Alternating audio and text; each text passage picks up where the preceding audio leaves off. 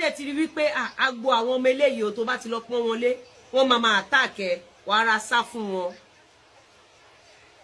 wàá ra máa sá fún wọn wọ́n wá fẹ́ máa give vibes bí ká ní pé àwọn làwọn ń sá àwọn ọ̀lẹ ń give vibes pé àwọn làwọn ń sá àwọn òtòṣì ń give vibes pé àwọn làwọn ń sá fólówó báwo lẹ máa pe orúkọ Ìyábọ̀ Òjó mọ́rú wa ó rọ̀gì lè pe orúkọ Ìyábọ̀ Òjó gan mọ́ àwọn cleaners wa tó rán ṣiṣẹ́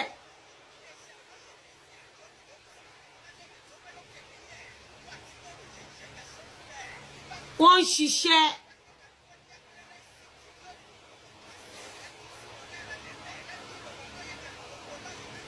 lè fi Ìyábọ̀ Òjó wé àwọn cleaner wa àwọn cleaners wa wọ́n ń ṣiṣẹ́ Ìyábọ̀ Òjó ò níṣẹ́ Ìyábọ̀ Òjó tó ti ní cancer nímú rí nǹkan tó rí ẹkù ní ojú ẹ̀ ti sọ̀kalẹ̀ gbogbo surgery tó ṣe imagine nígbà tó ń rówó instead kó invest olóṣì ló ń pa rọba báńdì fúrọ̀dà òbí tó bá láìfẹ́ dé stop comparing yourself you are a low life ṣèyàn kan máa wọrú aṣọ yìí sìn ìwọ tó fẹ́ kú sí party nítorí aṣọ 25,000 olóúnjẹ ọmọ ni olóṣì olóúnjẹ ọmọ ni olè ó ti forí kákúléètì ẹni tí òrò gẹ̀gẹ̀ kí wọ́n wọ bàtà pínkì o ìgbésí ayé ẹ̀ náà gbé síbí wo ìgbésí ayé ẹ̀ náà gbé síbí ìgbésí ayé ẹ̀ wo ó mà ṣe o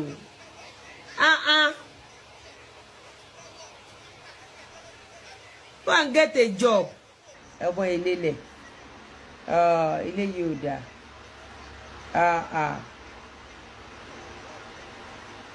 ń tẹ́lẹ̀rẹ̀ gbẹ̀yìn wọ̀ náà lé kalẹ̀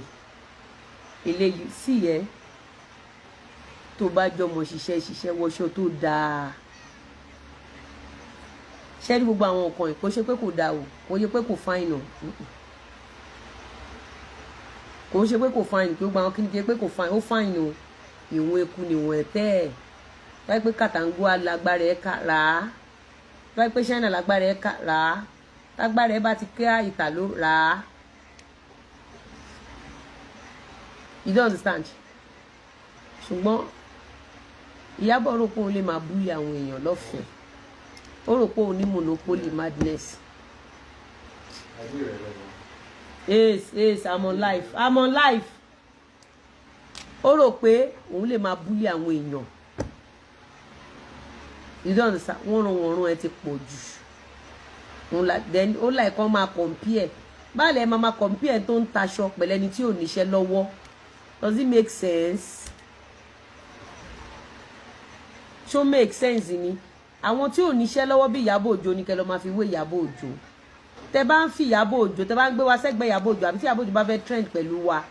ó máa dìjà máa nọ́nàkúnà ni ọ̀rọ̀ burúkú la máa sọ sí ẹ̀yin tẹ́ ń tẹ̀lé gan ojú tí ń gan máa bàjẹ́ ìjọ́ ò lẹ ti rí mi kí lọ máa gbéra mi kí máa báwọn èèyàn compete wọ́n ní èèyàn ń ta luxury ìwọ tó níṣẹ́ lọ́wọ́ ìwọ tó mọṣẹ́ ìwọ tó ń tọrọ bára ó wá fẹ́ máa bẹ́ni yẹn compete ẹ wá fẹ́ máa paint ẹ̀ as if ẹ̀yin tẹ́ ẹ̀ níṣẹ́ lọ́wọ́ ẹ̀ ń sáfẹ́ni tó níṣẹ́ lọ́wọ́ ó wrong ẹ̀yin lè máa ń wá wàhálà ẹ gbọ́ fídíò yìí. láàárọ̀ yìí ẹ máa ń gbé pọ̀ ṣàjọ aṣọ tí eyín sàn gbogbo ìgbà náà pọ̀ ní violence. zi mama bá ń wá kan náà àwọn ìgò ojú ẹ yìí. so adikawa máa ń fi ara balẹ̀ sòótọ́. that is that. náà fún èyí tẹ̀ ń drag àǹtí mi tó jẹ́ pé tí àwọn favourite yẹn bá lọ sí party tẹ máa pariwo tẹ máa sunkún pé Lizzy Anjorin is not invited Lizzy Anjorin is not invited sọ̀rọ̀ mi lè ní Lizzy Anjorin ò kí ń rìn ìdọ̀tí àwọn party tó bá bu ìgbóná ní Lizzy Anjorin máa lọ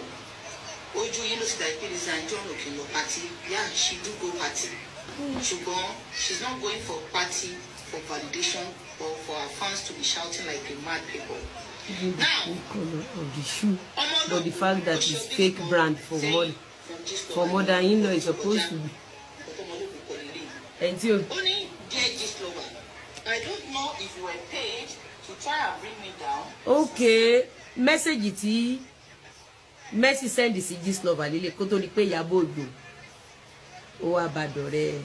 Àpàpàǹdodo mú gbọ́. I am not neither. ẹ̀yin èèyàn ẹ mà ti gbọ́ àwọn ọ̀rọ̀ yìí tí Lizzy Anjorin tí ó ṣẹ̀ sọ tán sí Mercy Aigbe àti Ìyábọ̀ Òjó nínú fídíò yìí. Ẹ rí bí ó ṣe tú àṣírí àwọn èèyàn wọ̀nyí síta lórí aṣọ tí wọ́n wọ̀ àti bàtà yìí tí wọ́n wọ̀ sí ẹsẹ̀ ẹ̀ ti rí bí Lizzy Anjorin bí ó ṣe fi àwọn èèyàn wọ̀nyí ṣẹ̀sín o. I'm not bothered with all the name calling, bashing, and everything. In a situation where people don't know the truth, don't know the true picture of situations.